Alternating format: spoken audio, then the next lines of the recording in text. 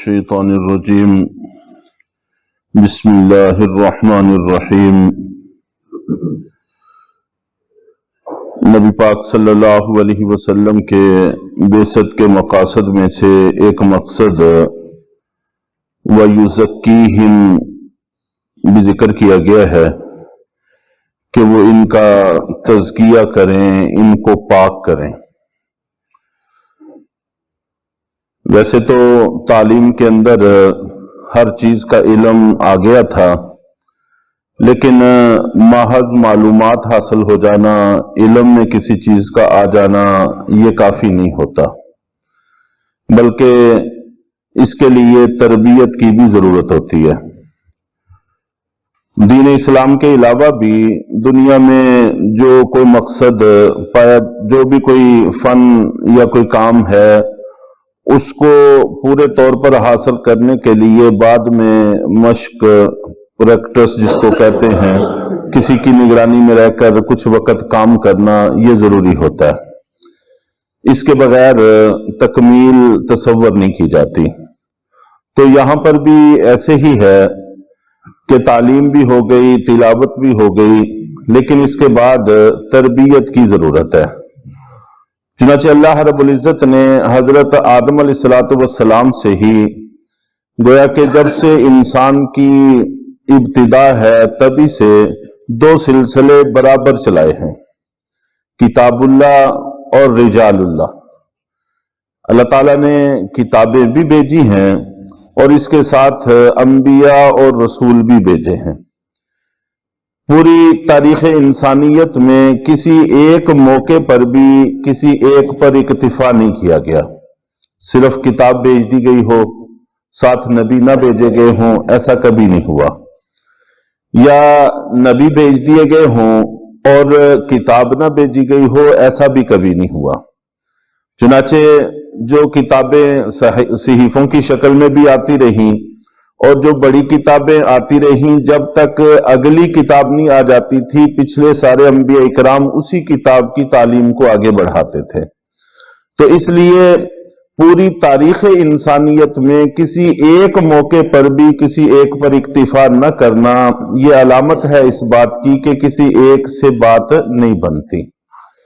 چنانچہ قرآن پاک نے اس کی تعلیم دی ہے، یا ایھا الذین آمنوا اتقوا اللہ وکونوا مع الصادقین، اے ایمان والو اللہ سے ڈرو، تقوی اختیار کرو اور صادقین کے ساتھ رہو۔ صادقین سے مراد مفسرین نے لکھا ہے کہ وہ لوگ ہیں، ویسے تو صادقین صادق کی جمع ہے جس کا معنی ہوتا ہے سچے ہونا، اور سچے صرف گفتار کی سچائی کافی نہیں ہے بلکہ کردار کی سچائی بھی ضروری ہے۔ یعنی ایسے لوگوں کے ساتھ رہو جو گفتار کے بھی سچے ہوں اور کردار کے بھی سچے ہوں، ان کے ساتھ رہنے سے وہ صفت تمہارے اندر بھی منتقل ہو جائے گی۔ تو یا ایھا الذین آمنوا اتقوا اللہ وکونوا مع الصادقین، ہمیں اس چیز کا باقاعدہ اللہ تعالیٰ نے حکم دیا ہے۔ اور پھر یہ بات بھی ہم جانتے ہیں کہ سورۃ فاتحہ یہ پورے قرآن کا خلاصہ ہے، اور سورۃ فاتحہ کا خلاصہ صراط مستقیم ہے، سیدھا راستہ، اور سیدھا راستہ بتانے کے لیے اللہ رب العزت نے فرمایا انعمت علیہم، اہدنا الصراط المستقیم صراط الذین انعمت علیہم، کہ اے اللہ ہمیں سیدھا راستہ دکھا، ان لوگوں کا راستہ جن پر آپ کا انعام ہوا ہے، ان لوگوں کے راستے سے بچا جن پر آپ کا غضب نازل ہوا ہے۔ یہاں پر یہ بھی کہا جا سکتا تھا کہ کتاب اللہ کا راستہ یا رسول کا راستہ، اللہ کا راستہ، کوئی سا لفظ بولا جا سکتا تھا، لیکن چونکہ قیامت تک کے لیے اس دین کو باقی رکھنا تھا، اس لیے انبیاء بھی اس میں داخل ہو گئے، اور انبیاء کے صحیح طریقے پر چلنے والے قیامت تک کے لوگ اس میں شامل ہو گئے کہ ان لوگوں کا راستہ جن پر اللہ نے انعام کیا۔ اور پھر قرآن پاک میں دوسری جگہ مزید اس کی وضاحت فرمائی ہے کہ منن نبیین والصدیقین والشہداء والصالحین، کہ جن پر اللہ کا انعام ہوا وہ یہ 4 قسم کے لوگ ہیں۔ نمبر 1 انبیاء کرام، نمبر 2 شہداء اور صدیقین اور صالحین۔ یہ 4 قسم کے لوگ ہیں جن پر اللہ کا انعام ہوا، ان کے ساتھ رہنے کا، ان کی صحبت اٹھانے کا ہمیں حکم ہے۔ تو تعلیم بھی ضروری ہے اور اس کے ساتھ ساتھ تربیت بھی ضروری ہے۔ دونوں میں سے کسی ایک کو بھی اگر چھوڑیں گے تو نقصان میں چلے جائیں گے۔ چنانچہ قرآن پاک نے یہود و نصارہ کا تذکرہ کرتے ہوئے کہا ہے کہ یہود و نصارہ نے اپنے احبار اور رہبان کو اپنا رب بنا لیا، اللہ کو چھوڑ کر اپنے علماء کو اور اپنے درویشوں کو اپنا رب بنا لیا۔ تو یہ بھی صحیح نہیں ہے کہ انسان انتخاب کرے رجال کا اور ان کے اندر شریعت کو نہ دیکھے، یہ بھی صحیح نہیں ہے۔ یعنی کتاب کو چھوڑ دے، محض درویشوں کے علماء کے پیچھے لگ جائے اور یہ تک نہ دیکھے کہ وہ خود کتاب و سنت کے پیروکار ہیں یا نہیں ہیں، تو یہ بھی ہلاکت کا راستہ ہے۔ یہود و نصارہ لاکھوں لوگ اس راستے سے گمراہ ہوئے ہیں۔ اور اسی طرح رجال اللہ کو چھوڑ کر کتاب اور سنت کا از خود علم حاصل کرنا، معلمین ماہرین سے ہٹ کر اس راستے سے بھی بے شمار لوگ ہلاکتوں میں چلے گئے اور گمراہیوں میں چلے گئے۔ تو گویا کہ کتاب اللہ بھی ضروری ہے، رجال اللہ بھی ضروری ہیں، دونوں سے مل کر ہی انسان صحیح راستے پر چل سکتا ہے، وگرنہ صحیح راستے سے بھٹکنے کے امکان بہت زیادہ ہیں۔ اور نبی پاک صلی اللہ علیہ وسلم نے بھی جگہ جگہ ہمیں اس بات کی تعلیم دی ہے۔ چنانچہ آپ صلی اللہ علیہ وسلم نے فرمایا کہ اے لوگو، میں تمہیں اپنے بعد تمہارے اندر 2 چیزیں چھوڑ کر جا رہا ہوں، ایک کتاب اللہ اور دوسری اپنی اولاد اور اہل بیت، اور تم ان دونوں کو مضبوطی سے تھامے رکھنا تو تم ہرگز گمراہ نہیں ہوگے۔ صرف کتاب کا ذکر بھی نہیں کیا، صرف رجال کا ذکر بھی نہیں کیا، بلکہ دونوں کا ذکر کیا کہ میں نے کتاب بھی چھوڑی ہے اور اس کے ساتھ ساتھ اپنی اولاد اور اپنے اہل بیت بھی چھوڑے ہیں۔ تم دونوں کو لازمی طور پر تھامو گے تو ہدایت پر قائم رہو گے۔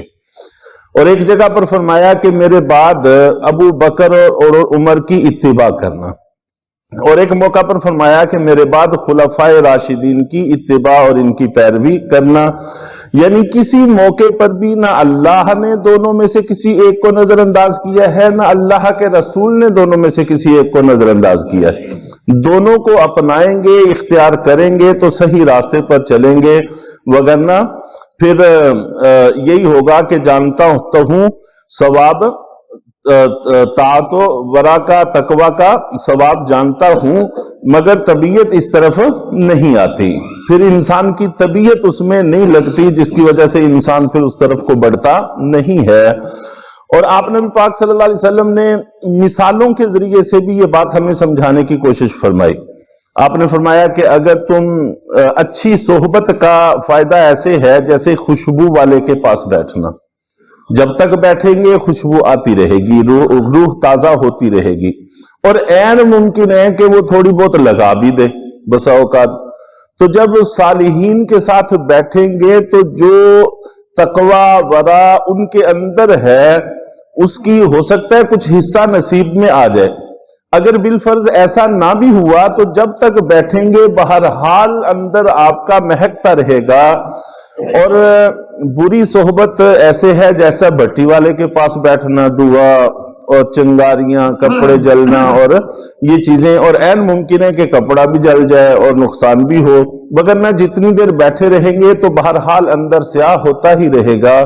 تو یوں اس طرح کی مثالوں سے بھی آپ نے ہمیں سمجھانے کی کوشش فرمائی۔